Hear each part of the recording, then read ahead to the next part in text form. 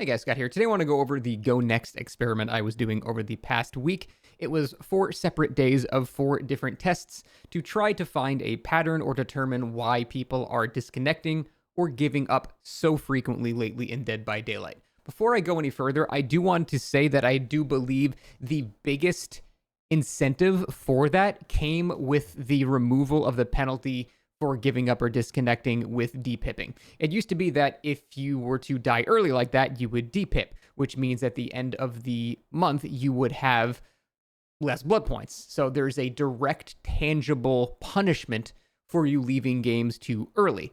And so once they changed that, that is when the first very noticeable spike in people giving up began.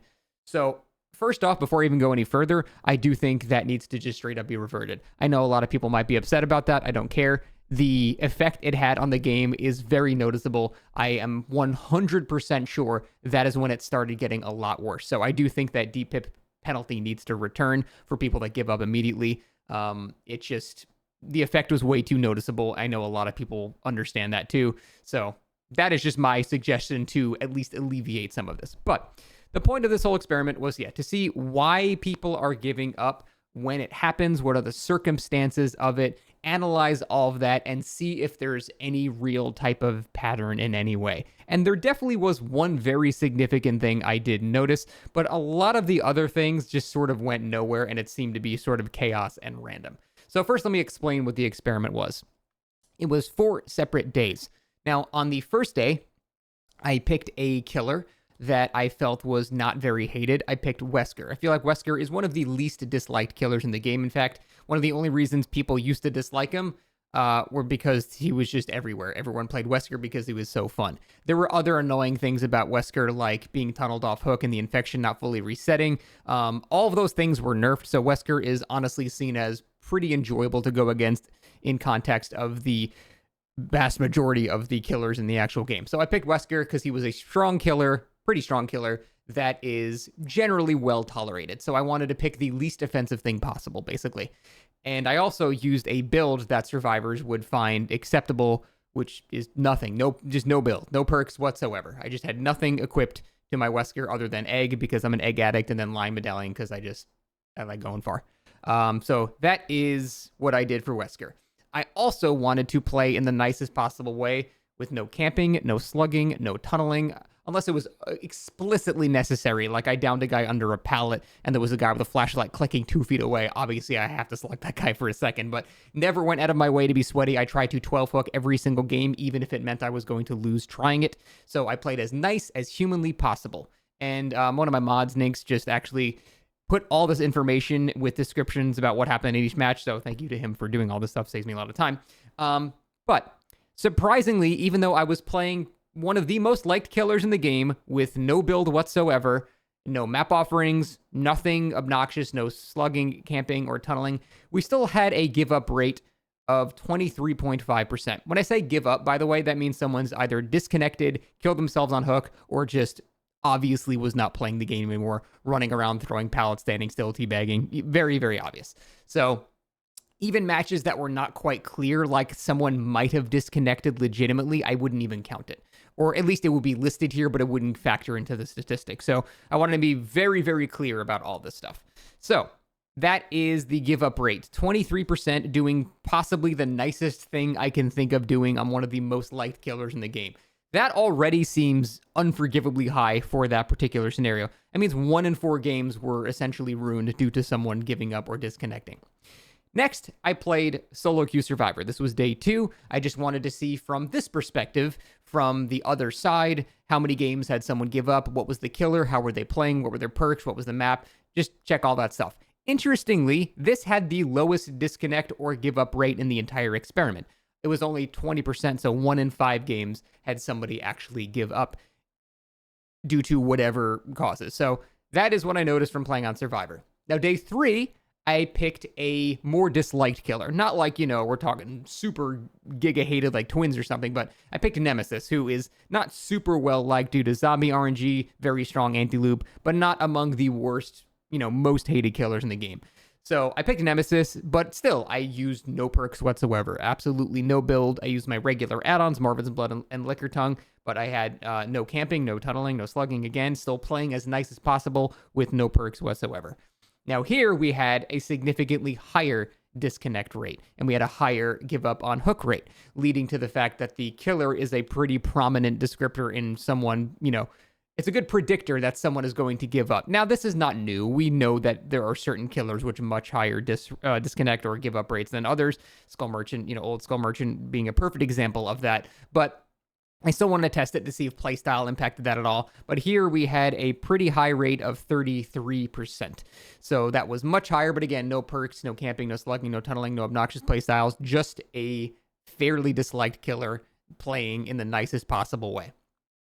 The final day, I picked Nemesis again, a not very well-liked killer, using a normal build. Still not camping, tunneling, or slugging, but I was using an actually, good build this time, which is my Devour Hope Rune Undying Pentimento build that is extremely good on Nemesis. And here, we had a much, much, much higher disconnect rate of 50%, or give-up rate, not disconnect specifically, but give up on hook. So that was much, much higher.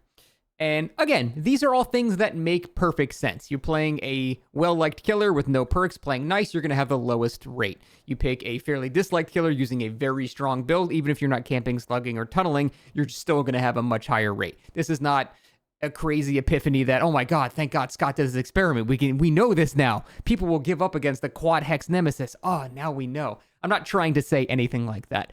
What I wanted to find is a pattern, and there was only one consistent pattern I could find through all of these games. We did almost 100 games. The only pattern I can find is that the vast majority of people gave up within 1 minute of the match actually starting. That is the key takeaway from this entire thing. Other than that, there were a couple of instances of someone finding that there was Pentimento up and then giving up in that scenario. There was one example of someone doing a really dumb sandbag move and the other guy gave up. But for the most part, it was within the first minute people were disconnecting or giving up. And that is what I want to talk about in the rest of the video pretty much, because I think that's the key feature right there. That also ties back to the whole depip penalty. If that was reinstated, if people gave up immediately, they would not have enough emblems to get that to a point where they wouldn't depip, so they would be effectively punished. That is why this rate has increased so much at the start of the match. Anyway, there are a couple of reasons people might give up immediately. The first that I can think of is they have a specific build that requires them to not be found or tunneled or camped immediately.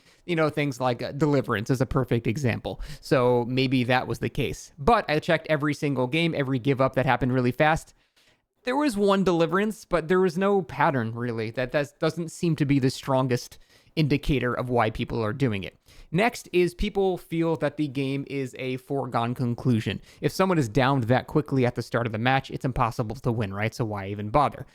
Now that's true if someone is killed with 5 gens up, then I can see, yeah, you're probably not going to come back from that. I understand. I'm not advocating for it, but I understand giving up at that point. But a lot of people have convinced themselves that if they are hooked first, that's it, the game is over. Either because they think they are the center of the universe, they're the main character, and they're all that matters, or because they have their preconceived prejudices about how the killer is going to play before they even see how they play. A lot of people will assume, I've been hooked, that's it, I'm going to get camped and tunneled, game's over, why even bother? Let's just give the killer what he wants and go next.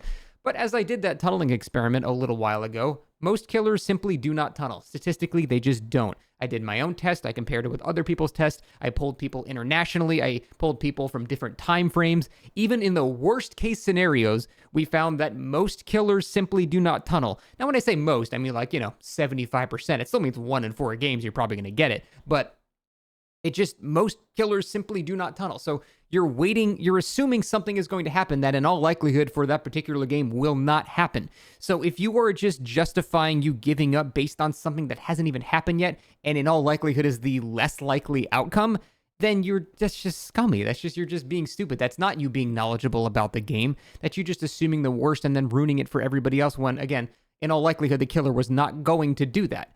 Again, a little minor aside thing for the whole tunneling thing. If you feel that you are being tunneled the majority of your matches, I'll say it as I did in that tunneling video. Please stream for a day and show me consecutive matches of this happening. Still to date, no one has proven this. So I just have to believe that my data is more accurate at that point. But that is the other possibility. The third possibility is just simply burnout. people are just looking for the next fun game that they're going to play. If they are hooked immediately, it gets them into an immediate negative mindset of whatever, this game's already not fun. I was found by a Billy with Lethal Pursuer within the first minute. I'm not going to have fun this match. I'm burned out. I'm out. So that is a very likely reason for this. And I think burnout is actually the main reason for disconnecting in general.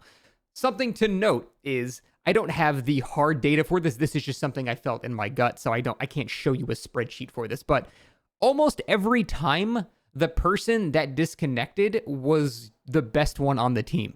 Like the first chase took me, a full minute, which is a long time for a chase in a game of DBD. And then the person will give up and everyone else on their team goes down in 20 seconds.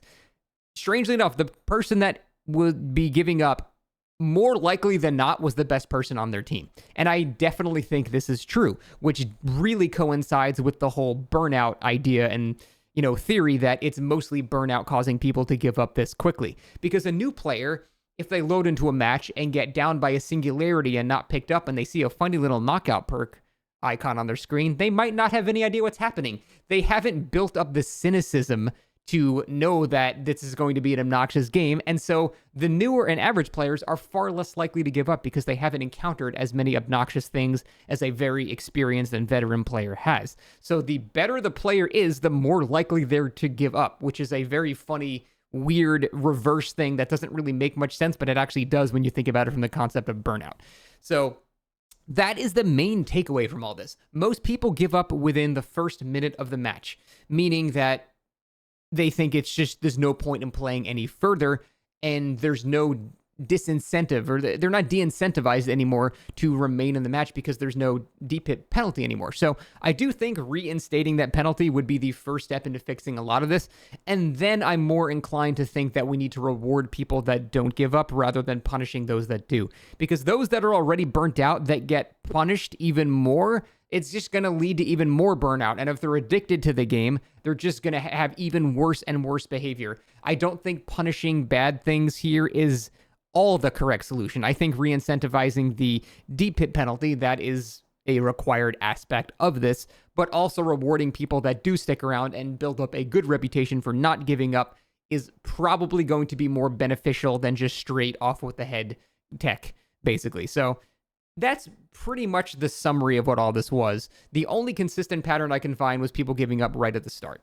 Other than that, burnout, people, not liking their teammates, not liking the killer. Obviously, the more disliked the killer, the more likely they give up. The sweatier the build, the more likely to give up. And I didn't even have to do a 5th day where I camped and tunneled with all these builds on Nemesis because I know it would be like 75%. I didn't even feel the need to torture people with that because it was just unnecessary. So that is a rough summary of the events. Again, we can go over every single individual game here. It's just I don't think it's really it's not going to help you. I think summarizing it was the safer choice here. But other than that, I'm curious to hear what you guys think about this. This definitely feels like a standard, what am I trying to say? It's a standard measure of your average match of DBD. This felt like the norm. So re-incentivize people to not leave with the depip penalty. I think that's my end goal with this. I don't know what the hell you do to fix it otherwise, though. That's it. Bye.